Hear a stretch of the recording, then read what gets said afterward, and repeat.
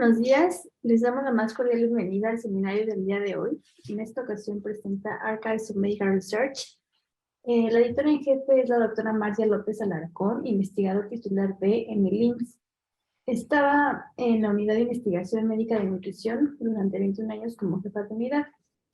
Y el día de hoy nos apoya el doctor Mercado, a quien le cedo la palabra. Adelante, doctor. Buenos días. Gracias por estar acá. Y bueno, Mardia, que es nuestro editorio en jefe, tuvo que asistir al Congreso de la Academia Nacional de Medicina y por eso no va a estar con nosotros. De manera que yo voy a dar la parte que ella da generalmente. En el programa están también mi compañera editora asociada, Paola García de la Torre, y nuestro editor ejecutivo, que es Óscar Fuentes Porragas. Y lo que, sin más dilación, pretendemos hacer en este seminario es pues platicarles cómo nos ha ido con Archives. Este ha sido un año lleno de buenas noticias, pero también lleno de compromisos para el futuro. Como ustedes saben, en junio, el nuevo factor de impacto fue publicado. De pronto hicimos literalmente un salto cuántico de un factor de 2.23 a uno de 8.32. Esto ocurrió por el concepto de los años 20 y 21. Y hay muchas razones que uno puede, a las que uno puede atribuir este fenómeno. Lo primero, quizás valdría la pena recordarnos qué es el factor de impacto, cómo se calcula y qué quiere decir. El factor de impacto fue creado por este hombre, Eugene Garfield, que fue fundador del Institute for Scientific Information. Y en un inicio se calculaba anualmente para cada revista incluida en el Journal of Citation Reports. El factor de impacto fue adquirido o comprado por Thomson Scientific and Healthcare en 1992 y entonces se conoció como el Thomson ESI. Y luego alguien más lo compra, entiendo que era alguien que trabajaba en Thomson que se independiza, forma esta Onex Corporation en 2018 y ya en 2019 lo vende a Clarivate's World of Science. El chiste es de que recurrimos al factor de impacto cuando estamos buscando a dónde publicar nuestros resultados, a dónde publicar nuestro trabajo. Y bueno, lo que hace esto es refleja el número anual promedio de citaciones de artículos publicados en los 2 años previos. Es así una métrica que refleja la importancia de cada revista en su campo. Y la manera general en la que se calcula es así, como está aquí en morado. Son citaciones del año sobre los artículos citables publicados en los 2 años previos. De manera que ustedes ven Nature, por ejemplo, Nature en 2017 tenía un factor de impacto de 41.57, lo cual se obtiene por las citaciones del 2017 divididas sobre los artículos publicables citables publicados en 2016 y 2015, y así es como se llega a esta cifra. Y ahora en Archives of Medical Research, las citaciones hechas en 21 a artículos publicados en el 20 y en el 19 nos da este factor de impacto de 8.32. Y fíjense qué interesante que al eliminar las autocitas no baja casi nada. El factor de impacto permanece en 8.2. Entonces, esto es una muy buena noticia, pero también representa un compromiso, y es un compromiso en el que estamos involucrados todos. Además, no nada más logramos este avance en el factor de impacto, sino cambiamos de cuartil. Entonces ahora ya somos Q1. Y la verdad es que, sin duda, esto sitúa a Archives of Medical Research como la revista biomédica más importante de Latinoamérica, sin duda. Y como les digo, esto viene arrastrándose y es producto del trabajo que empieza desde que el doctor Benítez Briviesca empezó con esta aventura. Entonces, esto es producto de muchos años de trabajo. Nos tocó la suerte al actual equipo editorial de presenciarlo, de celebrarlo, pero esto es trabajo de muchos años y es trabajo de mucha gente, porque no es nada más la gente que trabaja en la revista, en el proceso editorial, sino ustedes, particularmente los y las investigadores del Instituto Mexicano de Seguro Social, son quienes han hecho de Archives of Medical Research una revista de prestigio. Evidentemente, alguna vez la doctora Bonifaz me dijo, bueno, pues es que ahora sí se nos va a venir encima el trabajo con Archives porque van a aumentar exponencialmente el número de sometimientos, y obviamente con esto va a aumentar el trabajo, tanto el trabajo de los revisores como de los editores gráficos, los correctores de estilo. Entonces, sí es una cadena la que debemos estar bien convencidos de que queremos estar. Estos son los journals, las revistas que están incluidas en este repositorio y vemos que ahora Archives of Medical Research está muy bien parado cuando lo comparamos con revistas como Journal of Translational Medicine, Biomedical Journal, por ejemplo, el Clinical Translational Medicine. Estamos muy bien posicionados cuando pues, hablamos de una revista que es general, no es una revista de cardiología, no es una revista de ninguna subespecialidad médica o quirúrgica, ni es una revista puramente biomédica básica. Además del factor de impacto, también el site score mejoró y mejoró sustancialmente, como lo pueden ver acá. Entonces, aquí ven la tendencia del 17 al 21 de estas distintas revistas. Archives of Medical Research es esta. Y aquí ven una que es, por ejemplo, Annals of Medicine, que es una revista europea, escandinava. El Journal of Investigative Medicine, Translational Research. Y ven cómo la mayor parte de ellos se han mantenido, sí han evolucionado hacia el ascenso, pero ninguno con un ascenso tan agudo y crítico como el que experimentamos nosotros. Como lo pueden ver acá. Estas son las tendencias y en el factor de impacto. Y ahora ven las tendencias en el site score y el site score pasa exactamente lo mismo, quizás más atenuado el avance, pero sin duda el site score ha aumentado, mientras que, por ejemplo, estas dos revistas incluso hasta muestran una disminución en el factor a través de estos años. Del 2018 al 2022 hemos recibido una gran cantidad de artículos. Aquí les pongo en esta gráfica de barras el número de artículos que han sido sometidos, rechazados, aceptados y publicados finalmente aquí en el azul clarito. Y evidentemente se pueden dar cuenta que a partir de la pandemia, lo que fue 2020 y 2021, se más que duplicó el número de sometimientos y por lo tanto también los demás cifras. Sin embargo, como pueden ver acá, el número de artículos que se han publicado no ha variado sustancialmente entre el 19. Ahora lo que llevamos del 22 son 52 artículos. Entonces, estos son los porcentajes. En el 92 el porcentaje de rechazo fue más o menos se ha mantenido entre 80 y 90% en estos últimos 4 años y alrededor del 10% de los artículos publicados, lo cual es equivalente a cualquier revista internacional de categoría. Aquí no se animó, les pido una disculpa, estos son el tiempo de promedio de respuesta para artículos aceptados y rechazados. Entonces, es aquí a donde tenemos unos problemas importantes.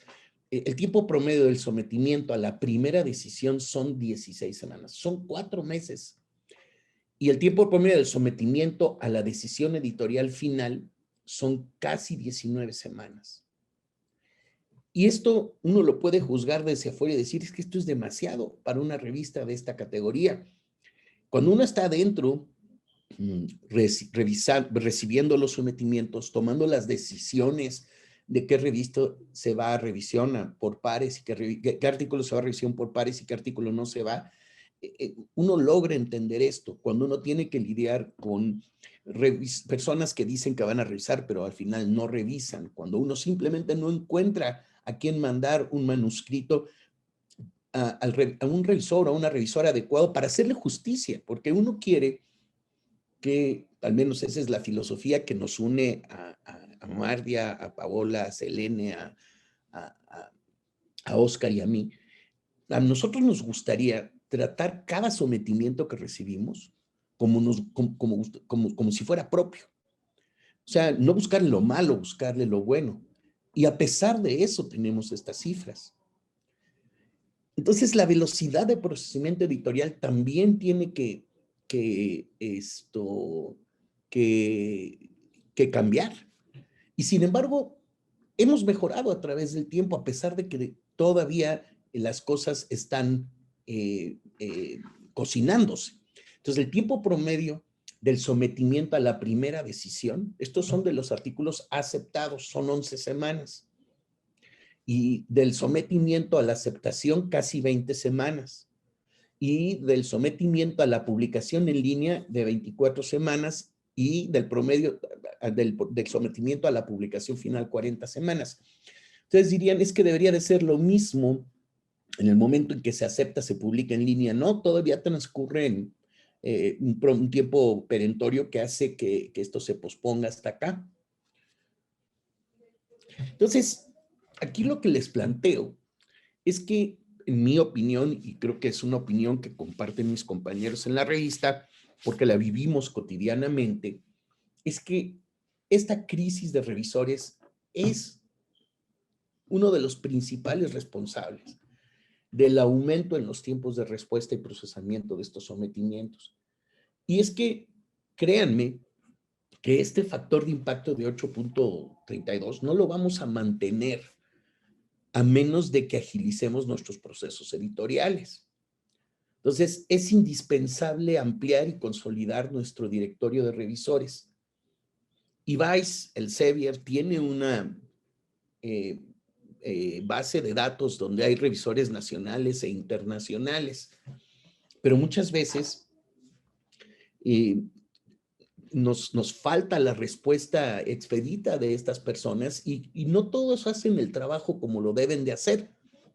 Y eso es realmente parte del trabajo de nuestro editor en jefe, que ella tiene que juzgar si el revisor ha hecho un trabajo justo y adecuado en el análisis del sometimiento que le tocó evaluar. Y en el caso de que no sea así, pues cambiarlo de revisor. Y eso es mucho problema en ocasiones porque nos faltan revisores. Por ejemplo, en ciertas especialidades, y aquí nada más les menciono algunas, tenemos muchos problemas encontrando revisores para sometimientos clínicos. Por ejemplo, cardiología, gastroenterología, neumología, neurología, nefrología. Y lo que pasa es que sí, aquí en el centro médico y en el IMSS en general hay un montón de especialistas muy buenos, especialistas y subespecialistas, pero no todos son investigadores. Muchos lo son. Y la verdad es que no todos los investigadores están dispuestos a colaborar revisando. Sin duda, sería lógico pensar que siendo Archives una revista eminentemente institucional, todos nosotros deberíamos de asumir el compromiso moral de colaborar. ¿Y cómo se colabora? Revisando. Y sin embargo, algunos de nuestros investigadores e investigadores se niegan a hacer revisiones en inglés. Por ejemplo, dicen, es que yo no manejo el idioma. Pues les tengo noticias, porque si uno es investigador y a lo mejor voy a encontrar rechazo a esto que voy a decir, pero tengo esta convicción. El idioma en el que se comunica ciencia es inglés. Si los franceses pudieron dejar de hablar francés y hablan actualmente inglés para comunicar ciencia, los mexicanos también lo podemos y lo debemos de hacer. Entonces, arguir que no podemos hacer una revisión en inglés por convicciones ideológicas, políticas, o simplemente porque no saben hablar inglés, no es un argumento de calidad. Porque un investigador calificado, al menos desde mi punto de vista, tiene que manejar el idioma. Entonces, tenemos también un buen número de revisores y revisoras, tanto del IMSS como de fuera del IMSS, como de fuera del país, que se comprometen a hacer las revisiones y hay que andar correteándolos porque nunca cumplen con las fechas límites para enviar sus revisiones. Entonces, esto de alguna manera nos afecta mucho y, pues, y sin duda, ahora que aumentó el factor de impacto, va a aumentar el número de sometimientos y entonces va a aumentar exponencialmente nuestra necesidad de revisores y revisoras comprometidos con la revista. Estas son las instituciones académicas o universidades que contribuyen a la revista. Esto es en los últimos 3 años. Como ven, sin duda predomina el Instituto Mexicano del Seguro Social y lo sigue la UNAM. Y estas son las instituciones y el Politécnico por ahí también. Y tenemos otras universidades extranjeras. Se llama mucho la atención esta de Teherán, por ejemplo, recibimos muchos sometimientos de ahí, de China, y los países, pues, obviamente México, seguido por China, seguido por Irán y Estados Unidos, y es así como se distribuye esto, y estamos seguros que con el nuevo factor de impacto también la variabilidad en el tipo de países e instituciones que nos están mandando trabajos para publicación va a aumentar. Estos son los artículos más citados en el 2021. Sin duda, destacan muchos que tienen que ver con COVID, como este, que es de México. Destaca, por ejemplo, este también. Y como les decía, hay un montón de trabajos que nos llegan de Irán, no todos buenos, algunos sí. En realidad, todos estos artículos son sobre COVID. Y estos son para 2022, donde ya la cosa empieza a diversificarse un poquito. Entonces, aquí tenemos, por ejemplo, una revisión sobre células mesenquimales estaminales, y siguen en el 22 habiendo muchos artículos que tienen que ver con COVID, pero ya empieza a separarse. Estos son los países que más sometimientos nos dan, y bueno, pues es lo que les había dicho en las diapositivas anteriores, ¿no? Y estos son los documentos, los artículos que más veces han sido bajados para ser leídos. Destaca este artículo de Miguel Villasís, que es un artículo que también pues autorió nuestra editora en jefe, la doctora López Alarcón, y es sobre la eficacia y la seguridad de la suplementación de vitamina D para prevenir COVID-19 en personal de salud que está en la trinchera. También tenemos este artículo que pues, es un artículo muy polémico que tiene que ver con una estrategia institucional en la que en primer nivel de atención se les dio a pacientes que eran diagnosticados con COVID un kit que contenía distintas cosas. Sin duda, el artículo causó mucha polémica, pero fue una buena experiencia para nosotros.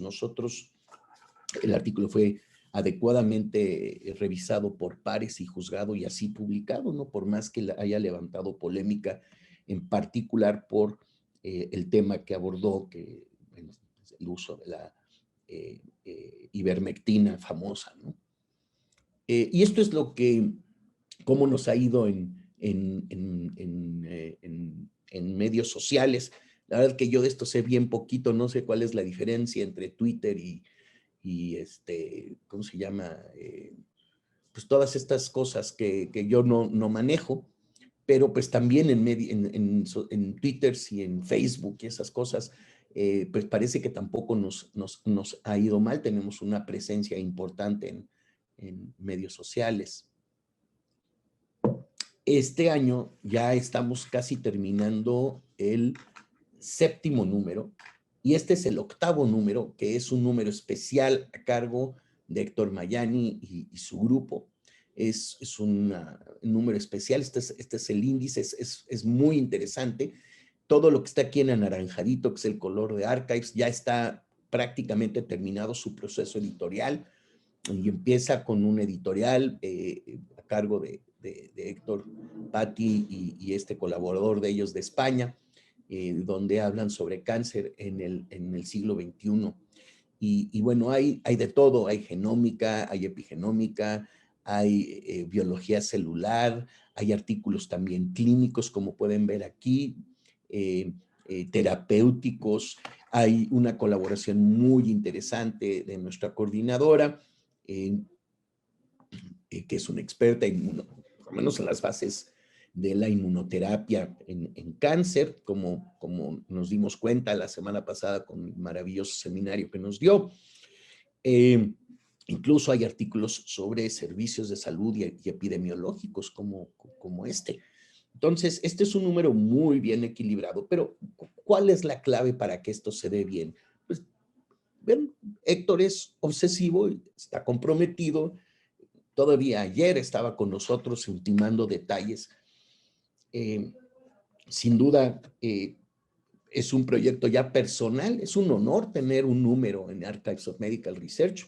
Uno tiene margen de maniobra para hacer muchas cosas que siempre quiso hacer, ¿no? Para invitar a personas que siempre quiso invitar. Ya tenemos casi el índice de 3 nuevos números especiales y creo que estoy seguro que les va a gustar mucho este.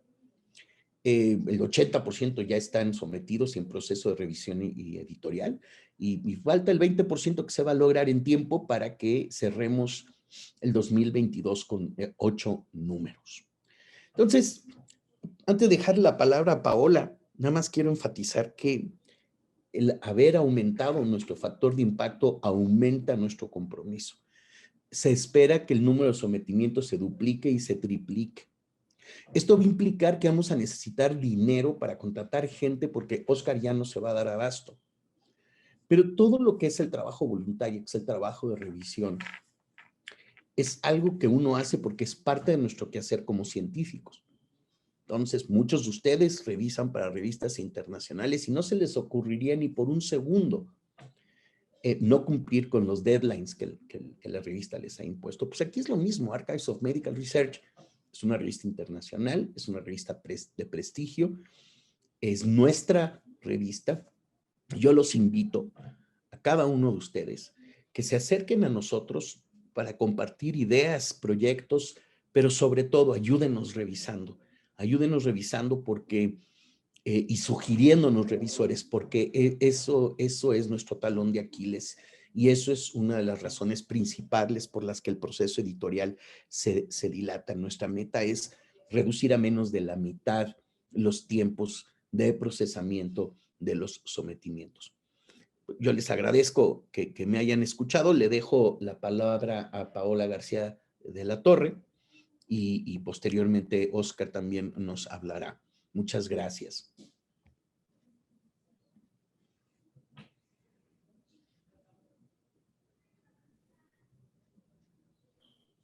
Hola, perdón, va Oscar primero. Va Oscar primero, ¿verdad? Sí, pero está bien, nada más Oscar, no sé si andas por ahí. No, sí está, ¿no? Pues sí, pero no. Ahí está, súper. Bueno, pues. ¿Sí estás listo, Oscar? Claro. Arráncate. Ok. Hola a todos, me da mucho gusto que estén aquí con nosotros. En esta parte a mí me toca hablar sobre los procesos editoriales que tenemos en la revista. Ustedes se imaginarán que una revista tiene muchísimos procesos editoriales, desde recibir un manuscrito, enviar a revisores, mandarlo ya el manuscrito aceptado. Entonces, quiero platicarles un poco de cómo recibimos los manuscritos y el proceso que tenemos para invitar revisores. Pero antes, aprovechando esta oportunidad, hice unas capturas de pantalla para un proceso en el que ustedes empiezan a enviarnos su manuscrito. No nos toca a nosotros, pero les va a tocar a ustedes en el serial.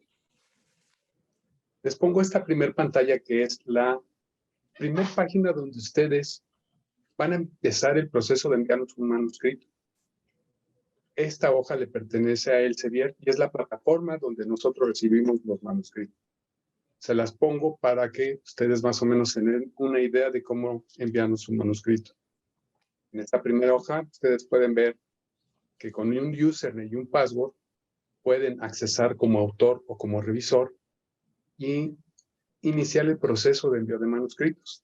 En esta misma página, aquí miren, editormanager.com/ArcMed, pueden registrarse si no están registrados en Elsevier o obtener ayuda de cualquier tipo. La siguiente hoja que les aparece es esta, donde ustedes ya nos pueden enviar un manuscrito. Y como ejemplo, en esta parte, si ustedes le dan clic, empiezan el proceso de envío de manuscritos. Bueno. ¿Sí? Bueno. Nosotros les pedimos, para que recibamos un manuscrito, una cover letter, unos highlights, un manuscrito sin detalles de los autores y un agreement. Esta primera carta debe de incluir el título del manuscrito y deben de hacer constar que todos los autores tuvieron acceso al manuscrito, a los datos, al análisis, y en caso de que tengan patrocinio, deben de poner ahí que tuvieron el patrocinio y que no influyó en los resultados que nos están enviando. Debe de mencionar también que no ha sido publicado previamente, ni que ha sido enviado simultáneamente a otra revista. Que todos los autores están de acuerdo con lo expresado en el manuscrito. Desde este punto, ustedes deben de saber quiénes son sus autores. Deben de estar conscientes de quiénes participaron y quiénes deben de estar como en autoría o quiénes deben de estar en los agradecimientos. No se puede que una vez que esté el manuscrito aceptado, quieran incluir a una persona que se acordaron de último momento que participó en el manuscrito.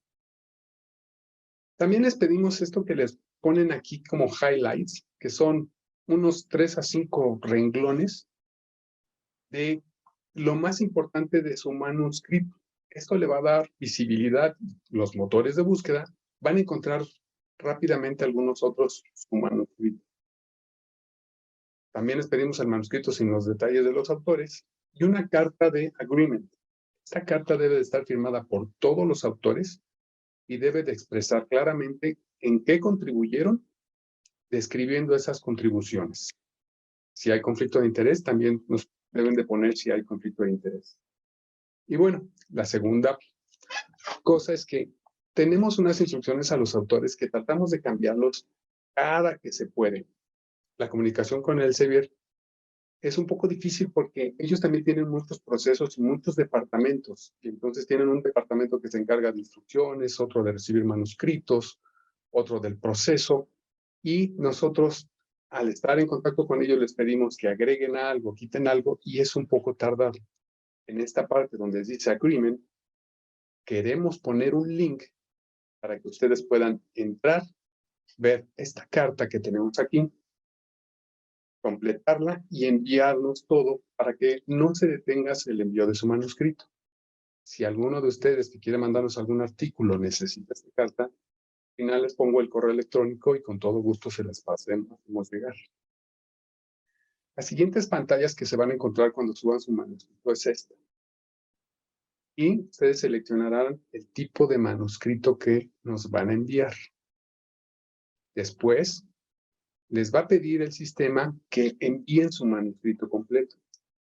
El sistema y la plataforma del Elsevier junta los datos que vengan en su manuscrito para que en pasos posteriores esté precargada la información y empieza a hacer una revisión de este manuscrito para que cuando nos llegue a nosotros tengamos más o menos la idea de lo que estamos enfrentándonos para poderlo mandar a revisores. Antes les dije que era como requisito cover, highlights, el manuscrito sin los detalles de los autores y la agreement. Es por eso que en la parte anterior les decía que ustedes necesitan estar con todos estos datos antes de subir su manuscrito para que no se atoren. En esta parte ustedes van a seleccionar el tipo de archivo que nos van a enviar y poder ponerle una descripción. Lo van a poder subir buscándolo en su disco duro o en su USB. Pues ustedes tienen que seleccionar la categoría en la que va a estar su manuscrito. En cualquier momento ustedes pueden acceder aquí a la ayuda de Elsevier, donde van a tener videos informativos y demás ayuda para que no se atoren con el envío del manuscrito.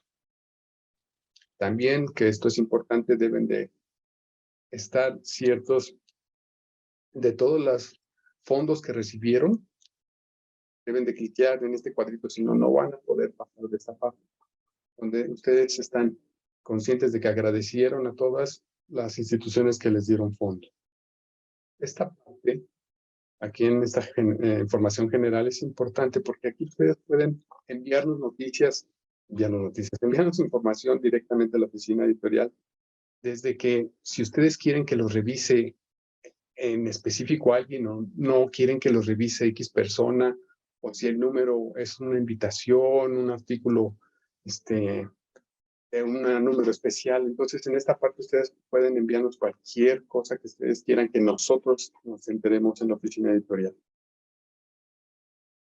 En esta parte, que ya es la última, prácticamente, el manuscrito que ustedes subieron anteriormente, por lo regular ya varias partes están precargadas. Entonces, aquí ustedes ya están a un paso de enviarnos el manuscrito. Les va a pedir que pongan y que revisen que esté bien el título, el resumen, las palabras clave, los autores. Desde aquí les va a pedir los autores. Un autor de correspondencia. El sistema no acepta 2 autores de correspondencia. A lo sumo, nosotros cuando publicamos le ponemos un asterisco y decimos que los artículos, que los autores colaboraron de igual manera en el artículo. Cualquier información de fondos que hayan recibido. Si ustedes no tienen la información en ese momento, pueden salvar lo que han incluido y regresar después. Ya que una vez que empiezan a construir el PDF, nos va a llegar a nosotros. Cuando ustedes salen y vuelven a entrar, encontrarán que aquí, por ejemplo, ya puede decir que está incompleta su envío o que ya está esperando su aprobación del PDF o que nosotros ya en la oficina editorial lo hemos recibido. Aquí pueden ver todos los que se han completado. Entonces, esto es por parte del Elsevier. A nosotros empieza el proceso cuando nos llega el manuscrito a la oficina editorial. En este paso se hace una evaluación inicial de parte de todos los editores. El PDF que se creó se ve en la oficina editorial y de ahí se decide si se puede ir a revisión por pares o se rechaza en Help. Si se rechaza en Help, pues les llegará una carta, pero si se va a ir a revisión por pares, nosotros hacemos en la oficina editorial una revisión para que su manuscrito cumpla con lo que se necesita para que tanto los revisores como nosotros podamos ver su manuscrito y revisarlo en tiempo y forma. Aquí, una vez que el editor en jefe ha dicho que sí pasa, empieza en la oficina editorial una revisión y nosotros nos ayudamos de un checklist que le pusimos, donde como pueden ver estamos revisando si todas las cartas vienen perfectamente firmadas, si viene su contribución, si viene la firma de todos los autores. Es importante porque en alguna ocasión pasó de que un autor dijo que no estaba de acuerdo, que sí está de acuerdo y nosotros nos protegemos y los protegemos a ustedes con este tipo de cartas, ¿no? De que todos estén de acuerdo y todos firmaron y que todos están los autores que deben ser. Digamos que vengan cosas que desde un principio necesitamos como títulos cortos, características de títulos, del abstract, de las referencias, porque un manuscrito no está completo, se llega a aceptar, se atora en el Elsevier y va para atrás y empieza a retrasarse y a retrasarnos a todos en el trabajo. Por ejemplo, nos llegó la carta que no tiene ni contribución ni firmas. Muchos autores, chinos sobre todo, engañan según a la plataforma y ponen hojas en blanco y nos llegan sin cartas, sin firmas, no hacen caso de lo que se les pide, ¿no? Miren, título en español, abstract en español, en inglés, no cumplen con los requisitos para ser enviado. Entonces, cuando nos llega a nosotros vemos esta parte donde vemos el abstract, el PDF de lo que ustedes nos enviaron. Y tenemos diferentes herramientas que nos van a ayudar para saber si podemos continuar con el proceso o no. Muchos de los manuscritos que nos llegan a nosotros se rechazan incluso antes de ser enviados a revisión por pares. Una de las causas que más hacemos, por lo que más lo rechazamos es, por ejemplo, los resultados, o sea, nos envían el manuscrito y es 40% similar a lo que ya se ha publicado. Aquí pueden ver que este tiene 84% de similar, pero es un preprint. Entonces nos toca a nosotros abrir, ver, copiar, revisar. Nos cuenta si es un preprint y el autor está copiando y pegando, reemplazando palabras, haciendo un remix. Y para eso tenemos estas herramientas. Miren, podemos buscar en PubMed, en Scopus, y hay algunas veces que vemos que no es tanto que hayan querido copiar o plagiar, sino que no supieron expresar la idea que tenían. Entonces le damos la oportunidad, se lo regresamos al autor diciéndole que las figuras están en baja resolución, que necesitamos su carta con firmas, que refrasee las conclusiones, y entonces nos pueden enviar el manuscrito nuevamente. Les damos una oportunidad, nos lo envían, volvemos a hacer la revisión y resulta que lo vuelven a enviar mal, les damos la oportunidad, pero si ya en esta parte ya no hacen caso de lo que le estamos haciendo, no podemos continuar con el proceso editorial y pues su manuscrito.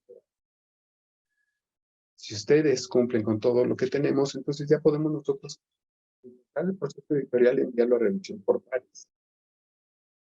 Les comento que para él se ve la velocidad que nosotros para revisar, ellos nos indican que ha ido bajando para revisarlo, como decía el doctor Moisés. O sea, una cosa es lo que nos tardamos en revisar y otra, todo el proceso hasta que mandamos un manuscrito a él. Y les digo que 2019 a 2021 recibimos 5,000 manuscritos. Todos esos manuscritos tuvieron este proceso. De esos manuscritos salieron más de 4,000 que empezaron con la revisión por pares. Para esto nosotros tuvimos que mandar en la oficina editorial más de 20,000 invitaciones a revisar, para que revisaran estos 4,000 artículos. Y tuvimos más de 160,000 correos electrónicos durante estos años. Todos los días llegan correos electrónicos preguntando por su manuscrito, si nos tardamos, que si no nos tardamos, nosotros contestamos, pidiendo revisiones, enviando recordatorios. Entonces sí es un proceso editorial muy complejo y muy grande. Aquí a los revisores les quiero poner esto, que es bueno que sean revisores porque mejora la calidad del manuscrito publicado. Nos aseguramos que los trabajos anteriores sean reconocidos. Nos ayudan mucho a detectar plagio y fraudes, porque nos dicen que ya está publicado, que lo vieron en otra revista, lo rechazaron para otra revista por X problema, nos ayudan mucho. Creemos que sin revisión por pares no se puede alcanzar la excelencia que necesitamos. ¿Por qué revisar? Porque ustedes mismos van a estar actualizados con las últimas investigaciones. Van a tener nuevas ideas de lo que están publicando otras grupos de trabajo, tener interés en el área en la que están, y creemos que es un deber académico. A ustedes como revisores, pedimos que tanto les llegue la revisión, nos puedan contestar. Eso sí es para rechazar, que no lo van a revisar, porque así nosotros estamos esperanzados a ver si nos un retraso en su decisión, ya saben que ralentiza el proceso de revisión. Si usted rechaza la invitación, nos puede ayudar proporcionando otros revisores alternativos para el manuscrito. Si acepta, nosotros le sugerimos que el material que reciba lo trate como confidencial. No se puede compartirlo sin la previa autorización del editor. Es importante para nosotros. Una vez que haga su revisión, debe de preparar sus observaciones asegurándose de que le va a dar la mayor cantidad de detalles al autor para que mejore el manuscrito, para que en función de sus comentarios el manuscrito se enriquezca.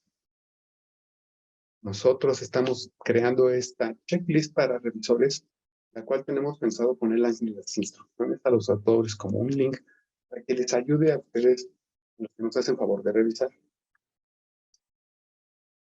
Fíjense que una vez que el manuscrito ya lo tenemos en la oficina editorial y hemos asignado revisores, nos enfrentamos a este problema. Aquí les pongo unos ejemplos de lo que vemos nosotros. Hace tiempo invitábamos a 4 revisores y de ahí sacábamos para dar un dictamen, pero ahora miren, en este tiempo llevamos aquí, miren, 8 que no contestan, 5 que declinan y no encontramos quién lo revise.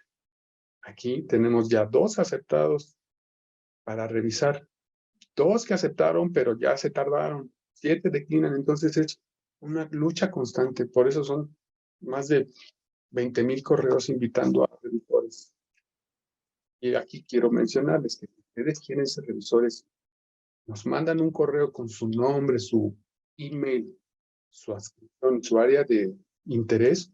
Nosotros los daremos de alta en Elsevier o en una base de datos para poderlos tener en cuenta para mandar correos, para que nos revisen manuscritos. Una vez que el autor, o que tenemos ya los dictámenes para que el autor pueda seguir con su manuscrito, nosotros recibimos la segunda versión de su manuscrito después de darles un dictamen. En esta, nosotros hacemos una segunda evaluación y si no es aceptable, se rechaza, pero si es aceptable, ya lo podemos poner como preaceptado. Aquí, entonces lo pasamos con el copy editor, que va a ver las imágenes, tablas, y le pedimos que haga los ajustes con los que está de acuerdo y los que no, pues elabora una carta describiendo por qué no y también nos indique minuciosamente los cambios. Haga caso de las notas editoriales. Nosotros ponemos que la imagen es muy chica y no se ve, pues es para que mejore la calidad de la revista. Una vez que ya tenemos todo su manuscrito, pues se va a ir como manuscrito. Aquí les dejo el código QR para que ustedes puedan entrar y ver las instrucciones de los autores. Esta liga es un video para poder subir a detalle un manuscrito en cualquier revista de la plataforma Elsevier. Y en nuestro email, archmedres@elsevier.com, podemos recibir sus comunicados y podemos mandarles la carta o la información que ustedes necesiten, muy pertinente. Quiero decirles que de 1970 a la fecha, en la revista, como decía el doctor Moisés, que agradecía el trabajo del doctor Luis Benítez, hemos participado más de 250 personas en la revista. Llegar al factor de impacto de esto fue el trabajo de esas 250 personas, editores, personal administrativo, todos han puesto su granito de arena, investigadores, ustedes, nosotros. Quiero agradecerle también a Arturo Mesa por toda la ayuda que nos da en la oficina editorial, también en especial a Selene Salas, que lo hace con mucha dedicación y cariño. Muchas gracias.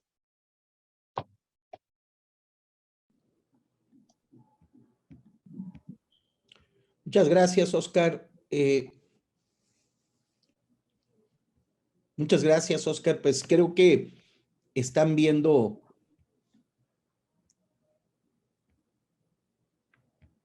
¿Sí me escuchan o me ven? Lo escuchamos, doctor. Muchas gracias, Oscar. Creo que con tu presentación queda elocuentemente plasmadas cuáles son las dificultades cotidianas en el proceso editorial. Y creo que ya hemos recibido en el chat respuestas de personas, de compañeros y compañeras que quieren sumarse al esfuerzo de Archives y les doy la bienvenida a todos y a todas y para todos va a haber lugar. Así que sigan comunicándose con nosotros. Ahora, Paola García de la Torre, que es mi compañera coeditora de Archives, nos va a hablar de las instrucciones para los autores. Muchas gracias. Adelante. Oscar, ¿puedes dejar de compartir pantalla, por favor?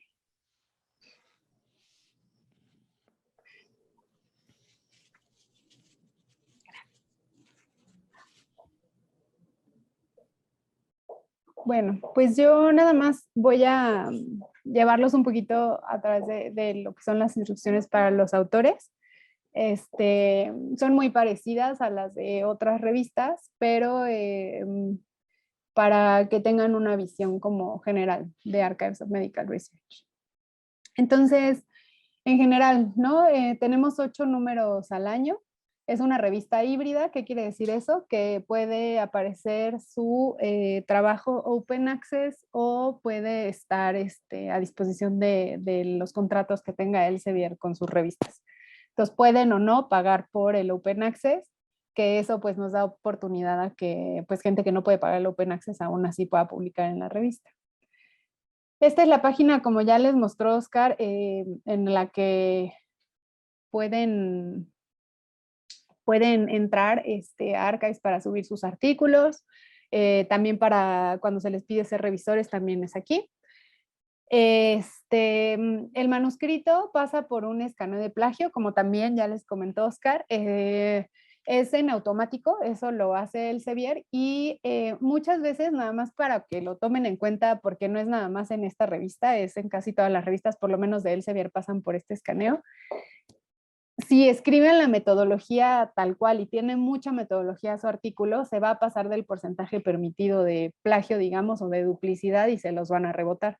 Entonces tengan mucho cuidado cuando escribimos metodología. A veces como investigadores nos es muy fácil copy-paste, pero tengan cuidado porque es algo que se tome en cuenta y que podría hacer que se lo rebotemos desde el principio, porque esos trabajos ni siquiera llegan a la oficina editorial para ver si se rechazan o no. Si se pasa de un porcentaje de plagio, se van en automático. Como ya mencionó el doctor Mercado, debe estar escrito en inglés. La revista se publica en inglés, no tenemos doble publicación. Y como saben, también a veces la coordinación nos brinda este servicio o apoyo para hacer traducciones, o pues se puede contratar un editor nada más para que nos lo revise. Porque también mencionarles que dentro de los criterios que tenemos es que se entienda, ¿no? Entonces a veces creemos que se entiende perfecto, pero cuando nosotros lo leemos está pues muy desmarcado, digamos, y es muy complicado. Entonces también los revisores a veces nos escriben que el inglés es tan malo que no lo pueden revisar. No estoy siendo específica de los mexicanos, no solo nos pasa en México, nos pasa con muchísimos países, porque es un segundo idioma para la mayoría, pero que sí tengan cuidado porque muchas veces por el inglés los revisores lo rechazan o no lo quieren revisar, que también es complicado.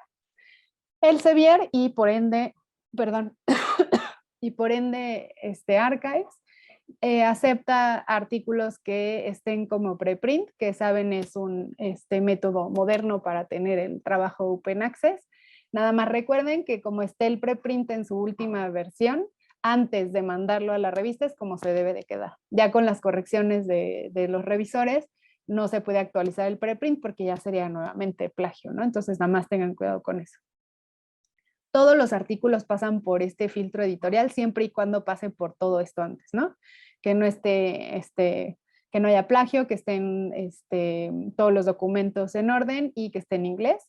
Y entonces pasan por un filtro editorial en el que estamos tanto el doctor Moisés, la doctora Mardia, su servidora, y todo el comité editorial, que a veces también nos apoya con decisiones de temas que conocemos, pero no sabemos qué tan actual sea, o si es correcta la visión o el tema en general, ¿no? Entonces nos apoyamos mucho también en nuestro comité editorial. Y todos los manuscritos que se mandan a evaluar son revisados por pares, que ahí nuevamente, uno, agradecerles a todos los que nos han mandado sus correos, ya están anotados y van a recibir noticias nuestras pronto seguramente, los vamos a considerar para que nos apoyen. Y ahí es donde más tiempo nos toma, pero bueno, todos los manuscritos son revisados por pares y es algo en lo que se tiene muchísimo cuidado en la revista para pues ser lo más objetivos posibles y darle, aunque esté rechazado, pues la mejor recomendación a los autores. ¿Qué recibimos? Artículos originales de temas biomédicos, clínicos y epidemiológicos, reportes preliminares, artículos de revisión, pero siempre por invitación. Si alguien tiene un artículo de revisión que le gustaría someter, primero acérquese a alguno de los editores o coeditores para que se comente en la reunión y se decida si este artículo de revisión es o no del scope de la revista y se les puede hacer una invitación, ¿no? Pero siempre los artículos de revisión son por invitación. También si en algún momento han recibido un rechazo de alguna revisión, generalmente la carta dice que es por invitación, que agradecemos mucho el sometimiento, pero que no se va a recibir. Nos llegan muchos artículos de revisión que son rechazados inmediatamente. Se aceptan editoriales, artículos de opinión y cartas al editor. Entonces, esos son los artículos que también, como los enseñó Oscar, se pueden subir al sistema y no hay ningún otro tema. Nosotros les pedimos que ustedes lo identifiquen como biomédico, clínico o epidemiológico, incluso la revisión y los reportes preliminares, A veces deciden no poner nada y los identificamos nosotros, pero esas 3 áreas son las que publicamos y ustedes deciden en qué área va. Bueno, entonces para la preparación del manuscrito, aquí me ganó un poco Oscar, pero se les va a pedir una página de título, que esto lo piden casi todas las revistas, no es nada nuevo. Tiene que venir el título de no más de 150 caracteres, los autores y grupos participantes, afiliaciones identificadas con letras superscript, que esto también como autor es una pesadilla a veces, pero pues nada más recuerden que en Archives es con letra, no con número, la identificación de las afiliaciones de los autores. Identificar al autor correspondiente y colocar sus datos después de las afiliaciones de todos los demás en la página de título. Después se les va a pedir el resumen y las palabras clave. Recordar o tomar en cuenta que lo mejor es que sus palabras claves no estén en el título, porque eso da lugar a que más personas puedan encontrar su artículo.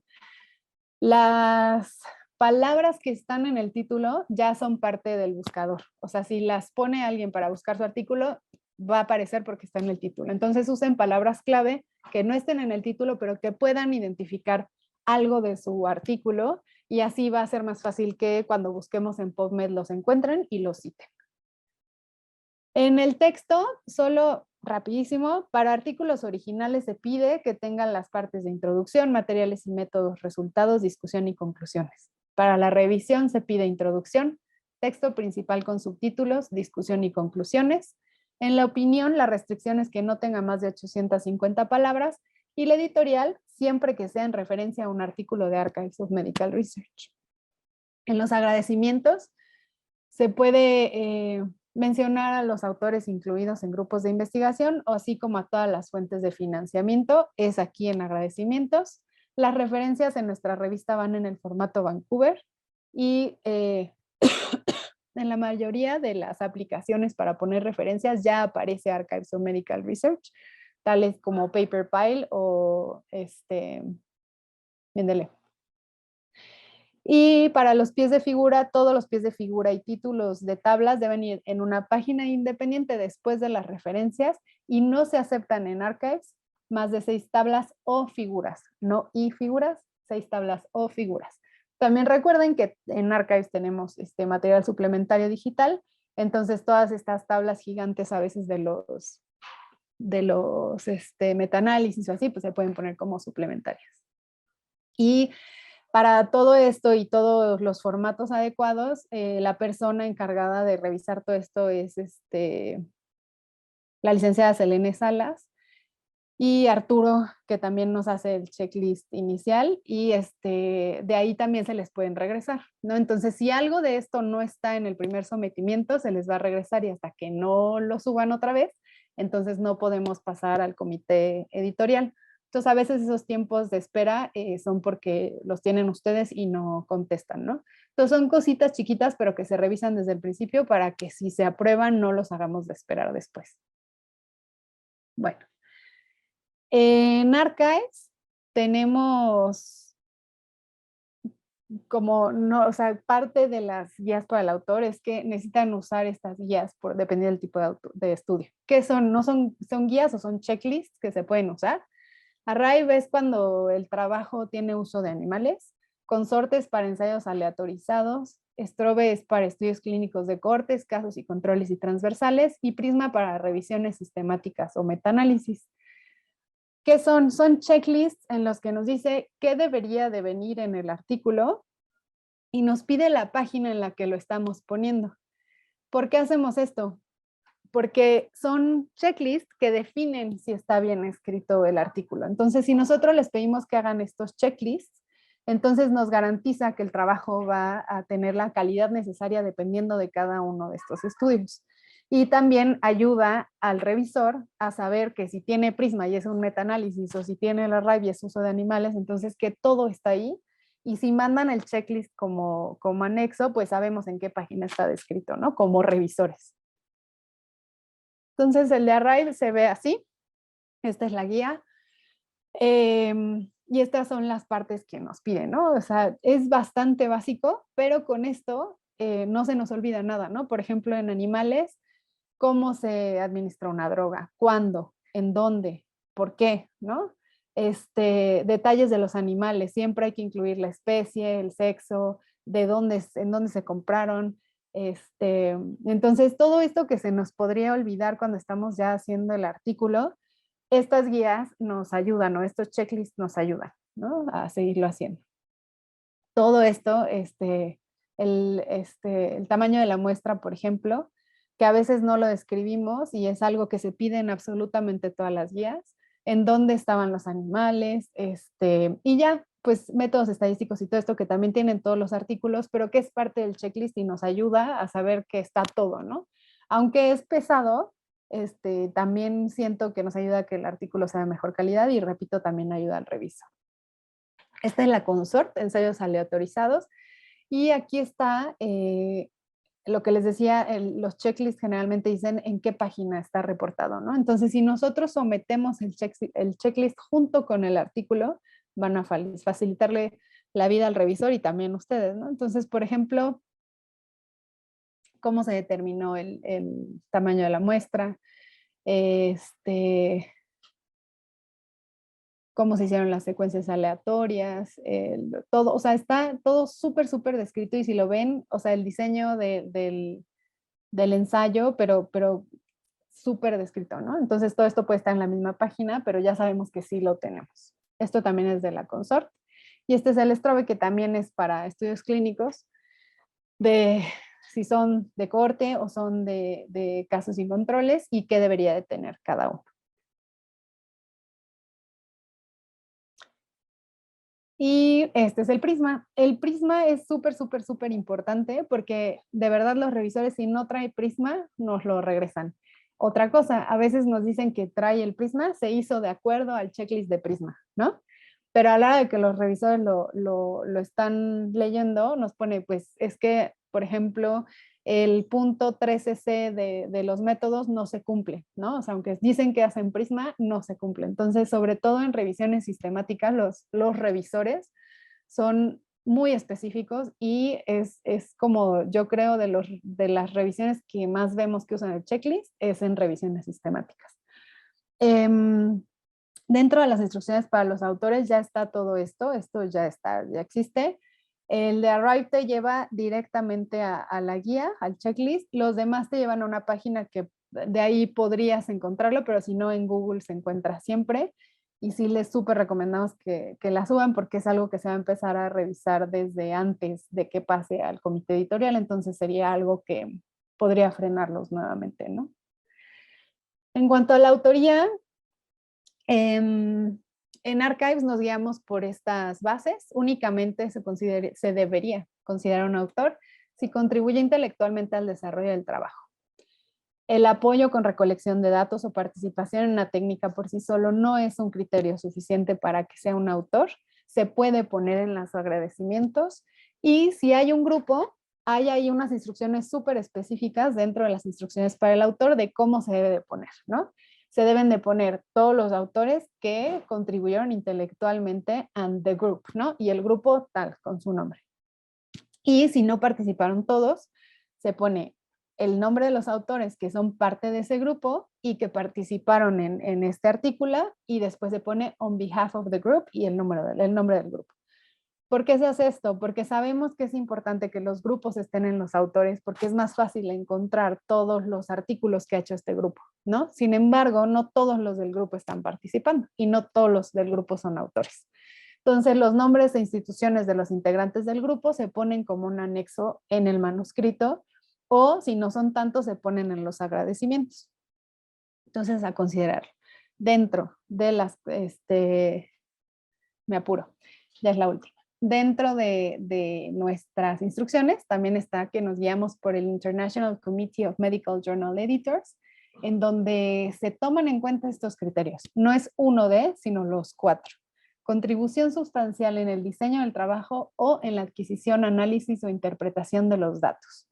Además, que haya escrito el trabajo o lo haya revisado críticamente para aportar contenido intelectual importante, la aprobación final de la versión que será publicada y todo esto porque el número 4, que es el más importante y del cual ha habido muchísimos casos en ciencia, aceptar que el autor es responsable de todos los aspectos del trabajo para garantizar que las cuestiones relacionadas con la exactitud o la integridad de cualquier parte del trabajo se investiguen y resuelvan adecuadamente. Entonces, todos los que firman como autores son responsables del artículo, ¿no? Entonces, esto es por lo que nosotros nos guiamos.